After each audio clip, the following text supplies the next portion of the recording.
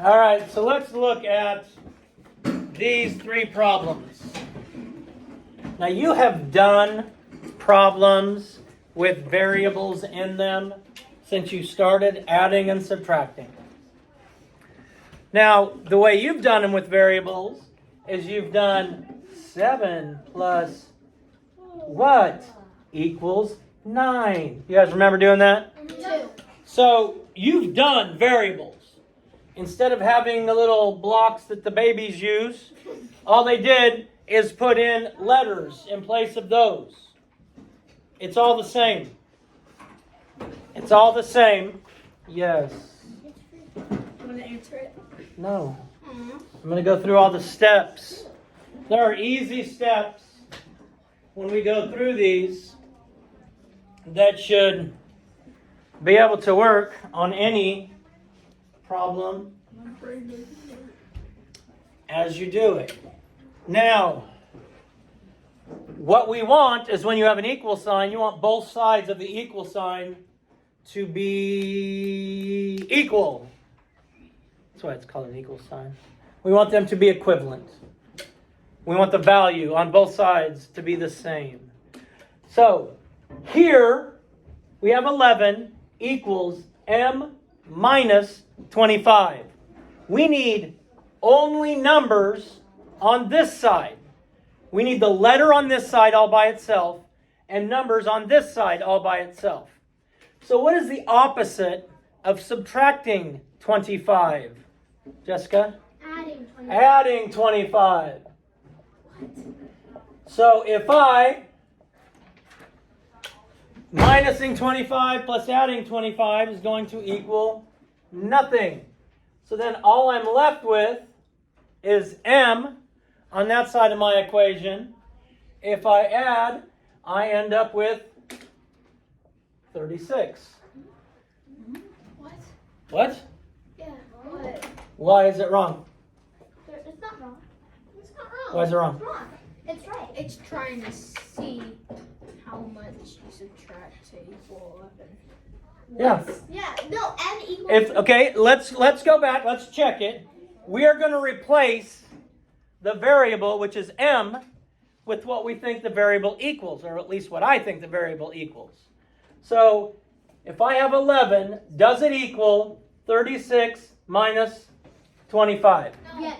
Yes. Subtract 25 yeah. from 36. Yeah, I got a whole different answer. Well, then you got the other answer wrong.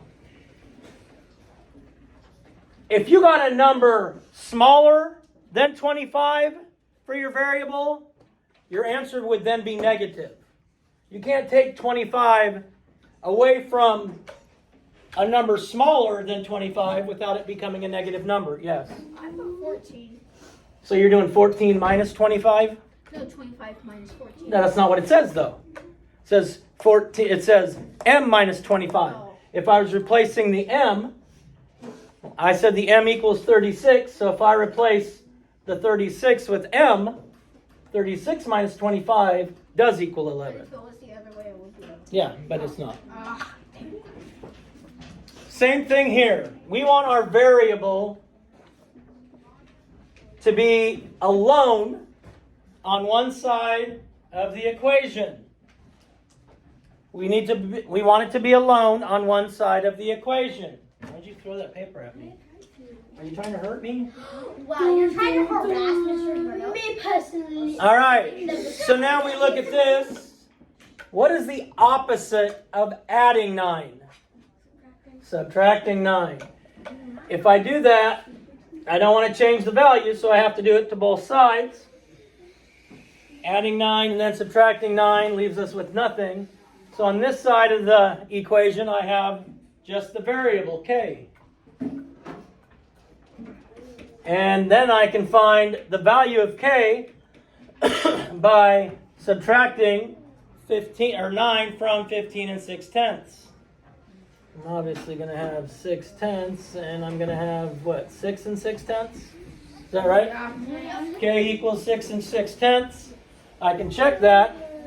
Does 6 and 6/10 plus 9 equal 15 and 6/10? So easy enough to check. All you have to do is replace what you think the variable is, what you think the variable equals, you replace that in the original equation and see if it's true or not. You see if it's true or not. Easy peasy, raw chicken squeezy. The next one. I need my variable of n to be all by itself on one side of the equal sign. So I need n to equal a number of some sort or form. What is the opposite of subtracting 57? Anybody adding 57? I can't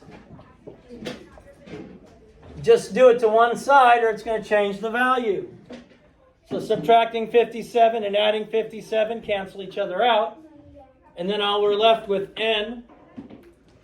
And then 57 plus 7 is what? 64? So n equals 64. I can check it. Replace the n with 64 minus 57 equals 7. And we just have to see if that's true. You can't change the order of the numbers. You can't change the variable and move it somewhere else to make the problem easier. Yes. Does that have anything to do with this? Then I'd rather not talk about it right now. Questions on these? No. You're going to want to go back and check all of yours again, just to make sure that you've done them correctly. And then tomorrow there'll be some things you have to add to that paper. So please keep hold of that paper so that you have that information. Questions? Awesome.